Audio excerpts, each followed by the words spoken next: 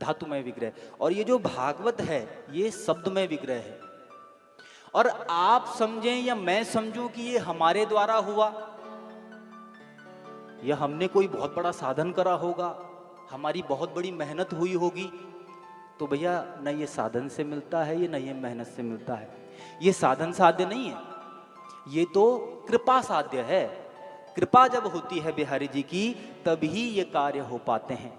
किसी ने बहुत सुंदर बात कही है, किसी अच्छे माता पिता के बच्चे ही श्रीमद् भागवत कथा को अपने क्षेत्र में बुला लेते हैं, और धन्य हो जाती है वो गोद उस माँ की जिसके बालक ने श्रीमद् भागवत को विराजमान करवा दिया।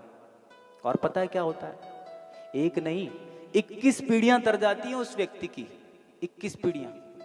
अब आप कहोगे महाराज 21 पीढ़ियों का तो हमें तो 1-2 पीढ़ी का ही पता है, उसके बाद तो हमें नहीं मालूम। और कौन कौन सी पीढ़ी मालूम है? कौन कौन सी पीढ़ी?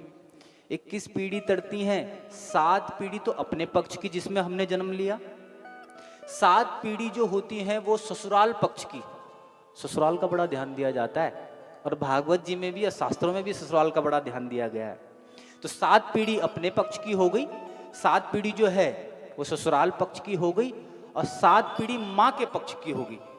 21 पीढ़ी को वो व्यक्ति तार देता है जो भागवत कथा को प्रकट कर देता है। आप सभी लोग पहले दिन से ही कथा में आए हैं, बड़े सौभाग्य की बात है। जब भी आप कथा में आते हैं अपने पितरों का नाम जरूर लें, जो भी पितर हैं आपके, अपना गोत्र, अपने पितरों का स्मरण करते हुए नाम लें, ये जरूरी है। कहते हैं पितृ बड़े प्रसन्न होते हैं, बहुत प्रसन्न होते हैं। देखा कि अरे भैया इसने तो घर से विचार बना दिया, मन में इच्छा कर ली कि आज भागवत कथा हो रही है, पहले दिन की कथा है, हम तो जरूर जाएंगे साहब। तो पितृ जो हैं नाचने लगते हैं, प्रसन्न हो जाते हैं पितृ। एक कथा आती है ऐसी कि एक व्यक्ति ने बड़ा तप करा, साधन करा, और तप से प्रसन्न होकर देवता प्रसन्न हो गए और कहा कि मांगो क्या चाहिए, क्या चाहते हो।